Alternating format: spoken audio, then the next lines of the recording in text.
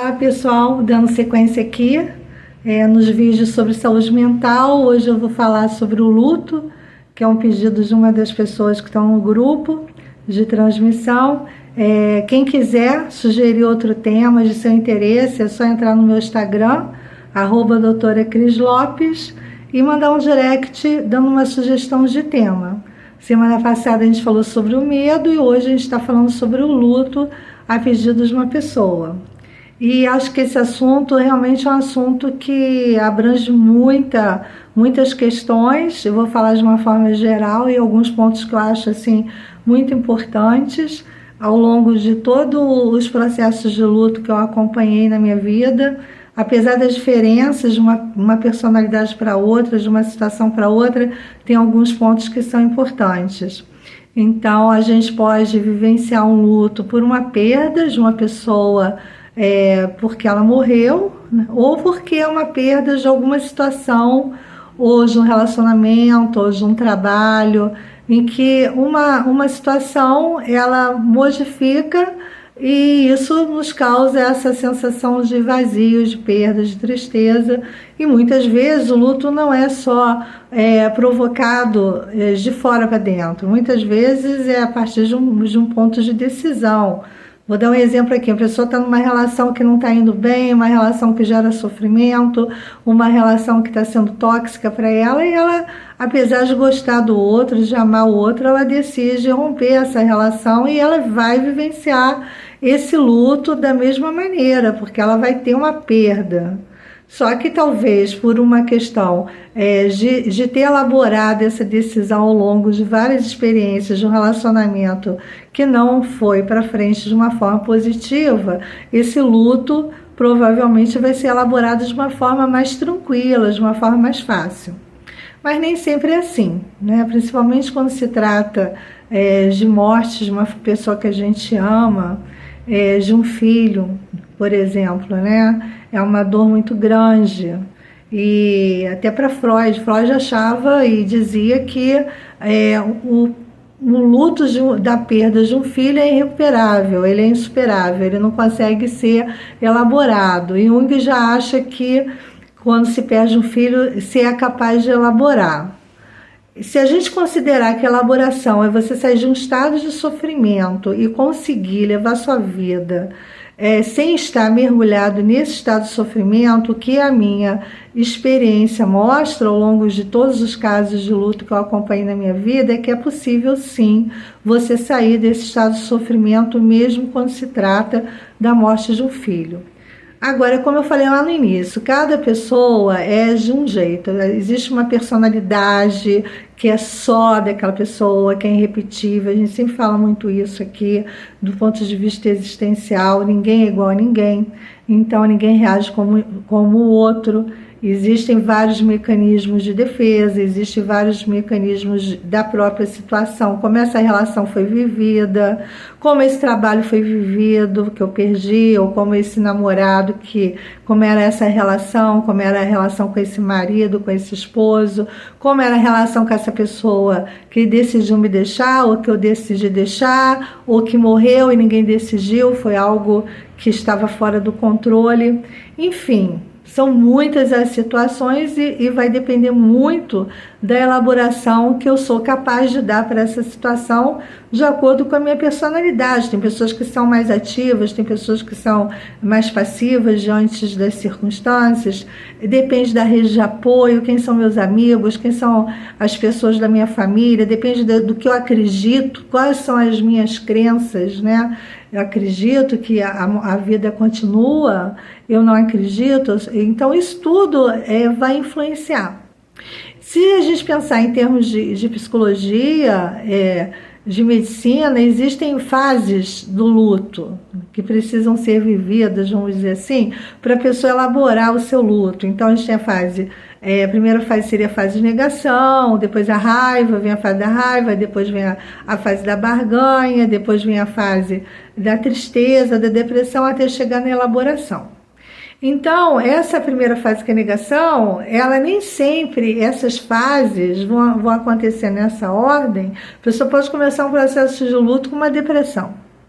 Então, nem sempre essas fases elas acontecem nessa ordem e nem sempre elas são definidas de uma forma separada. A vida é dinâmica, então muitas vezes a pessoa vence o luto dela experimentando sensações dessas fases no mix. Então, hora está deprimida, hora está com raiva, hora está negando, hora está barganhando, sabe? Eu vou fazer isso para conseguir aquilo, enfim. O importante é que quando a pessoa vai experimentando essas fases do luto, como esse sofrimento por onde ela caminha, chega um momento que ela consegue elaborar. É muito complicado quando a pessoa não passa pelo luto, né? Pessoa, por exemplo, que não quer entrar em contato com a dor dela, nega a dor e não sai dessa fase de negação. Muitas vezes isso é por uma defesa da estrutura egóica, porque o meu ego não dá conta. Se eu tiver que lidar com isso, eu não vou dar conta. Então, muitas vezes é positivo nesse sentido de ser um mecanismo de defesa para que eu consiga sobreviver a esse sofrimento tão profundo que, se eu tiver que lidar com ele, eu não vou conseguir. Então, eu certa vez atendi uma pessoa que ela teve um acidente automobilístico, ela estava no volante e nesse acidente o filho dela morreu. O único filho que ela tinha morreu. E então ela teve muitas dificuldades de passar pelo luto, porque ela ainda tinha esse sentimento de culpa, e era uma culpa que era diante de uma situação que ela viveu de fato. Porque muitas vezes quando você passa pelo luto, você experimenta sensações de culpa que elas são fantasiosas. Talvez se eu tivesse sido assim, o assado, minha relação não tinha terminado, ou talvez se eu tivesse feito isso por ele não teria morrido, ele teria tido mais saúde, ou se eu tivesse procurado, insistido para ir no médico. E tem tantas e tantas situações, muitas vezes são situações que, quando a pessoa raciocina, ela se avaliando, né? Porque eu digo que no processo de luto, a dor é tão grande em relação ao outro, à situação, mas essa dor, ela te joga também para se olhar nesse processo, né? Porque a dor que quem está sentindo é você. Então, nesse momento que você olha para a sua dor, você muitas vezes vê outras coisas além da sua dor, né? Então, questões de personalidade, por exemplo, no processo de separação, a gente vê isso com muita frequência, casais que são casados há muito tempo, aí depois de vários anos de casamento se separam, aí a pessoa depois fica assim, quantas vezes ele reclamou daquilo e eu não melhorei. O marido fala, quantas vezes ela reclamou, eu não melhorei, e a relação desgastou porque eu não fui capaz de melhorar. E muitas vezes são fatos que são reais, que não são fantasiosos, mas muitas vezes são fatos fantasiosos.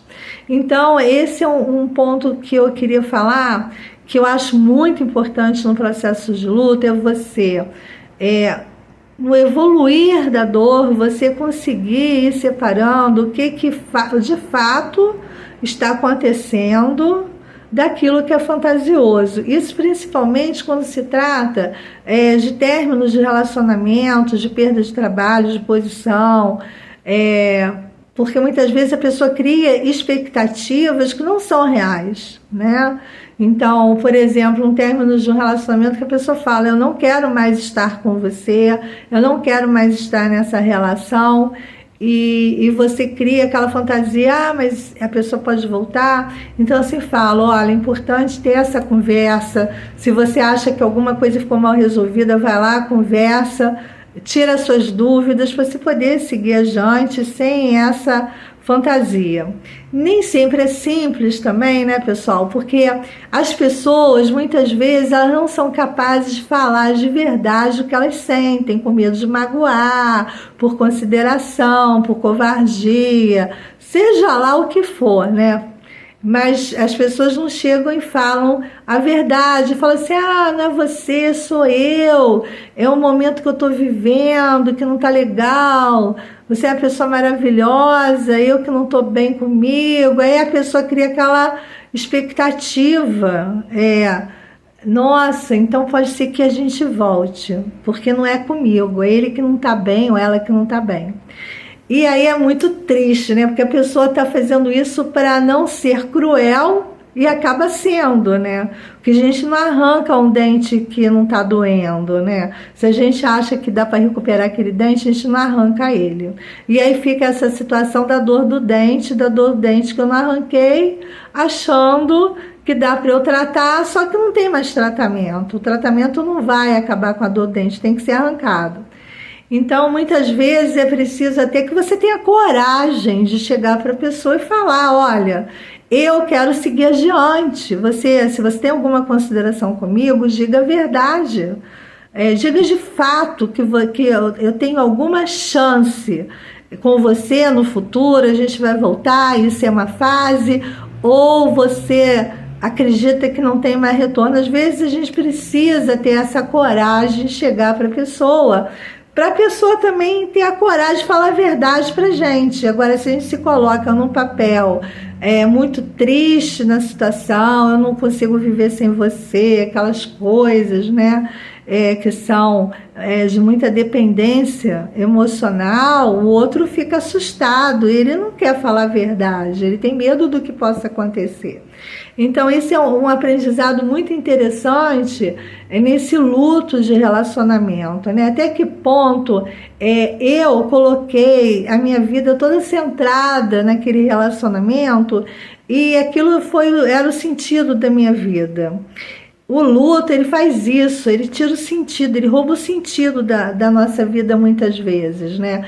Então imagina que você está muito feliz pintando a sua casa, aí escolheu uma tinta linda para botar na sua sala, aí você está lá feliz pintando a sua casa, nossa, a cor está maravilhosa, e você tá super alegre pensando, nossa, minha sala vai ficar mais bonita do que ela é, aí de repente, sem querer, cai uma lata no seu pé, corta seu pé, vai sangue para tudo que é lado, você sente uma dor terrível e acabou. Você estava ali curtindo, feliz, pintando aquela sala, de repente veio aquela lata, caiu no seu pé e ela interrompeu o que você estava fazendo. Você deixou de fazer o que você estava fazendo e que estava te dando alegria. É isso que é mergulhar no estado de luto, é você perder o fio, é você perder essa alegria do que você está vivendo para entrar num processo que é totalmente diferente de dor. De repente, da alegria vai para a dor, oscila assim de uma forma abrupta. E aí, o que acontece? Você não vai pensar em continuar a pintar a sala naquele momento. Você vai ver se o corte é profundo, se você tem que ir para o pronto-socorro levar ponto, como é que você vai lavar, o que você vai passar ali, o que você tem em casa, você tem que sair para comprar alguma coisa para cuidar daquela ferida. Então, você vai concentrar na dor.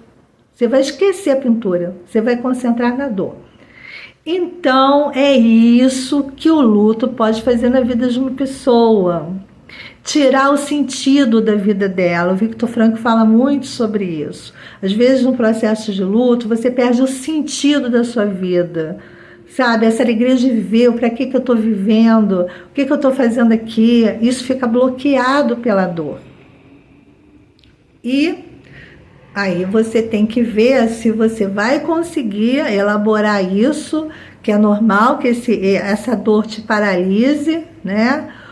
É normal que você se volte para a dor e paralise as outras coisas, mas você tem que ver se você vai conseguir caminhar de onde você está para o outro lado. Se você vai conseguir fazer essa travessia sozinho.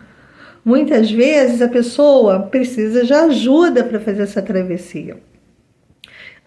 Às vezes só falar com os amigos, falar com essa rede de apoio, com a família, ajuda, resolve, mas muitas vezes a pessoa precisa buscar ajuda mais profunda. Ela precisa procurar uma ajuda terapêutica, ela precisa ter uma psicóloga, um psicólogo para acompanhar ela nessa travessia. O que é essa travessia? Essa travessia é eu sair desse lugar de dor e caminhar para um lugar onde eu tenha esperança de dias melhores. Essa travessia precisa ser feita. E para você fazer essa travessia, você tem que entender o que realmente está acontecendo. Enquanto você fica na fantasia, você não pensa qual seria essa travessia, por qual caminho eu posso seguir. Então, quando você tem uma pessoa, um trabalho na sua vida que você concentra o para que viver para aquela pessoa, para aquele trabalho, é aquilo que dá sentido para a sua vida, você tem que encontrar um novo sentido. Uma questão que eu acho muito importante é nessa perda da pessoa que a gente ama pela morte, que é algo inevitável, que não tem retorno, que não tem como voltar, é a questão do amor. Porque quando você perde uma pessoa que você ama e que te amava, e ela morreu, ela não queria te deixar, nem você queria que ela partisse, foi uma coisa inevitável, como a morte existe um sentimento de que você continua amando aquela pessoa. E esse amor, ele te faz mal porque ele não tem mais aquela pessoa para você projetar e para você oferecer esse amor. Então, uma forma que eu sempre falo e oriento que é muito boa para você ir harmonizando é você pegar o amor que você tem por aquela pessoa e redistribuir ele, redistribuir esse amor. Procurar algo onde você possa dar esse amor para outras pessoas, para que esse amor não fique aprisionado e te adoeça, porque amor preso é amor estagnado, é amor que causa doença, que causa desequilíbrio. O amor, ele é um sentimento que ele vem para ser expresso, para se manifestar, para se expandir, para compartilhar. Ele não é um sentimento para você aprisionar. Então, toda vez que o amor fica prisioneiro, ele adoece a gente.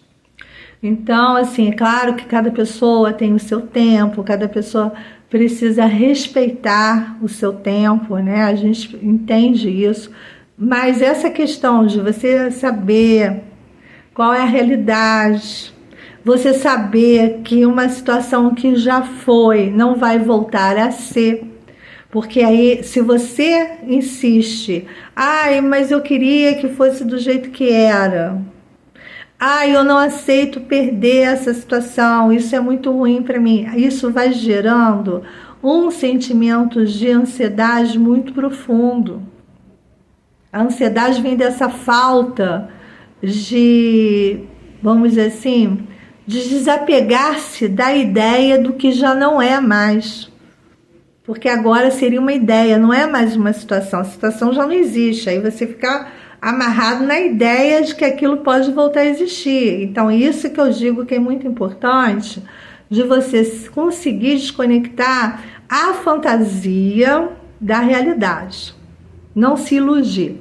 Quanto mais você se iludir, quanto mais tempo você perder, desperdiçar no mecanismo de ilusão, mais longo será o seu luto, né? Em relação à questão da perda de um filho, da perda de um ente querido, eu costumo sempre fazer a pessoa pensar como se fosse um espelho, né? O que seria viável de você imaginar que seu filho ou sua filha ou essa pessoa que você tanto amava, que era importante para você, o que essa pessoa poderia dizer para você sobre o que está acontecendo agora? O que ela gostaria que você fizesse depois que ela se foi? O que ela esperaria para você? O que ela desejaria para a sua vida? E é muito interessante que muitas vezes, quando as pessoas passam por processos de adoecimento, as pessoas falam, não, meu filho falou para mim antes de morrer, ele falou sobre isso comigo, ou a minha filha, ou enfim, deixou um pedido para mim isso, uma mensagem, um recado. E mesmo quando isso não acontece, não houve esse tempo para a pessoa verbalizar o que ela pensa, ou ela não teve coragem, né? Porque muitas vezes a pessoa não fala para não causar mais dor para o outro. Ela já está vendo que aquela pessoa está passando ali por um processo de tristeza no seu adoecimento, então ela quer poupar o outro, então ela não quer falar sobre a morte dela. Isso muitas vezes acontece entre filhos e pais. O filho, a filha, principalmente criança, quer poupar a mãe e o pai. Muitas vezes não falam muita coisa quando está hospitalizado. Eu, enquanto trabalhei como pediatra, eu via isso acontecer, né? O pessoal que trabalha muito com hematologia pediátrica vê isso acontecer, né? São crianças extremamente dóceis e que levam o adoecimento de uma forma, na grande maioria das vezes, muito tranquila, porque a criança absorve a dor do pai e da mãe, né? Então ela se, de certa maneira, ela poupa. Então, muitas vezes ela não fala o que vem na mente dela e essa despedida não acontece de forma tão clara. Mas, enfim, mesmo quando isso não é dito para a pessoa, quando você ama alguém, que você tem o conhecimento do outro, isso acontece entre mães e filhos, entre pais e filhos, você consegue, mesmo que aquilo não tenha sido dito, você sabe o que aquela pessoa gostaria de dizer para você. Sempre que você fique bem, que você siga a sua vida da melhor maneira possível, para que eu também possa seguir a minha. Seria algo mais ou menos nesse sentido. Não quero ver você sofrendo. Eu quero que você se lembre das coisas boas. Então, gente, quando a gente vivencia o luto e passa por aquelas fases todas, e cada pessoa a seu tempo, com seus mecanismos, com sua rede de apoio, com suas crenças, chega um momento que chega a elaboração, né? Que é a fase de conclusão, vamos dizer assim. Nessa fase de elaboração, o que acontece? A pessoa, ela já não vive mais um estado de sofrimento. Ela pode ter momentos de tristeza, quando lembra por alguma questão, como ela vai ter momentos de alegria, como ela vai ter gratidão, vai ter todos os sentimentos, mas não é aquele estado de sofrimento que a pessoa fica ali o tempo todo igual um disco arranhado. Eu costumo dizer que, assim como o luto, né, essa situação que gerou luto, ela rouba o sentido da sua vida, é importante você querer voltar a pintar sua sala, né? É importante você querer voltar ao normal, é importante você querer encontrar a sua alegria de viver de novo. Isso demanda um esforço, muitas vezes demanda uma disciplina. Eu tenho que fazer uma caminhada todo dia para liberar substâncias que me ajudam na minha depressão, eu tenho que fazer uma alimentação saudável, eu tenho que conversar com as pessoas para ir elaborando essa minha dor, vou ligar para minhas amigas, vou sair, enfim, e botando esse processo em movimento. Quando a pessoa vive na negação, isso pode acontecer, como eu falei lá no início, da pessoa ter um sofrimento tão grande, mas tão grande, que ela sente, se eu tiver que lidar com isso, eu não vou aguentar. Então ela nega, isso não aconteceu. Eu vou imaginar que meu filho não morreu. Meu filho foi viajar, está viajando, e não morreu não. Isso me faz uma rede de proteção para eu suportar essa dor. Só que, qual é a questão? Sempre que isso acontece, você deve procurar um suporte terapêutico. Por quê? Porque tudo aquilo que é dor emocional e não é trabalhada, isso vai ser projetado, vai ecoar em adoecimento físico. Isso vai gerar doença, mas cedo ou mais tarde, essa conta vai chegar. Então, o ideal é você realmente procurar ajuda para poder falar, para conseguir falar. Não preocupe se não conseguir falar, porque muitas vezes a pessoa pensa assim, eu não quero ir para um psicólogo porque eu não gosto de falar. Eu não quero ir para um psicólogo porque eu não quero falar sobre isso. Se chegar lá no seu psicólogo e falar, olha, aconteceu isso, mas eu sei que eu preciso de ajuda, mas eu não consigo falar sobre isso, ou eu não quero falar sobre isso. E se o psicólogo for bom, vai falar para você, ok, vamos falar de outra coisa. Porque qualquer outra coisa que você vá conversar com o seu psicólogo, qualquer coisa que seja, gente, contar o que aconteceu nessa semana no seu trabalho, falar de política, falar de religião, falar dos seus amigos, você, de alguma maneira, está falando de você. Você está levando você para a terapia. E o bom terapeuta é aquele que acolhe a demanda, ele acolhe a necessidade da pessoa sem pressão. Ele consegue. Outro dia atendi uma pessoa que foi muito interessante. Ela chegou e falou assim para mim: tem dias que eu chego lá no meu terapeuta e eu falo para ele, não, hoje eu não quero falar. E eu só choro. Eu fico 50 minutos chorando. E ele fala para mim, pode chorar à vontade, eu tô aqui para você. Chora o que você quiser chorar.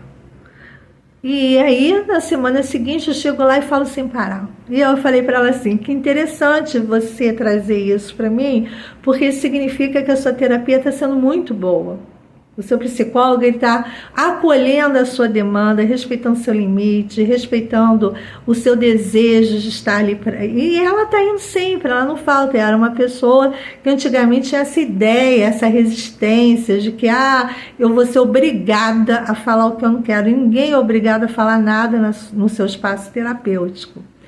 O espaço terapêutico, quando é bem conduzido, é um espaço extremamente enriquecedor para a vida da pessoa, porque é um espaço para lidar não só com a sua dor, mas também para se conhecer, para conhecer coisas que precisam melhorar, que causam complicações na sua vida, nos vínculos com outras pessoas, às vezes questão de personalidade, que a pessoa é resistente a buscar uma melhora e que atrapalha os vínculos dela, né?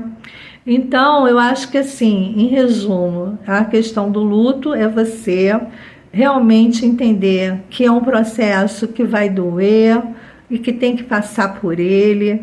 E muitas vezes, além do psicólogo, é preciso buscar uma ajuda. Quem não gosta de tomar medicamento alopático, tem a homeopatia. A acupuntura também é muito boa para trabalhar, porque quando você tem uma tristeza, você tem uma estagnação da sua energia, a energia não circula, e você pode ter dor em vários pontos do seu corpo, pode aparecer uma fibromialgia, pode aparecer uma dor, uma pressão para respirar, ou uma fisgada no coração, ou uma insônia, problemas digestivos, a pessoa perde o apetite, ou a pessoa desenvolve uma compulsão alimentar. Tem várias questões. O importante é que se você está vivendo um processo de luto e você não está conseguindo se manter em atividades, que você não está conseguindo ter força, ter disposição, ter vontade, é porque você precisa de ajuda. E a gente, quando precisa de ajuda, tem que buscar essa ajuda, né? Infelizmente, a gente vive numa sociedade que muitas vezes desvaloriza a dor da gente. Se a gente fala assim, eu tô triste, isso é falta de trabalho. Eu lembro que quando eu era criança, eu ouvia uma frase que minha avó gostava muito de falar, que mente vazia, oficina do diabo. Então é como se tivesse depressão quem realmente quer ter depressão.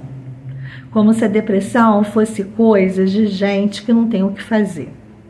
E não é assim. Isso é o que muitas vezes a sociedade nos impõe, né? Ou porque a gente não pode deixar de ser produtiva no nosso trabalho, e aí você é um funcionário que tem que voltar logo, que não tem o direito a ter depressão, ou porque a sua família te cobra isso, ou porque você se cobra isso, enfim.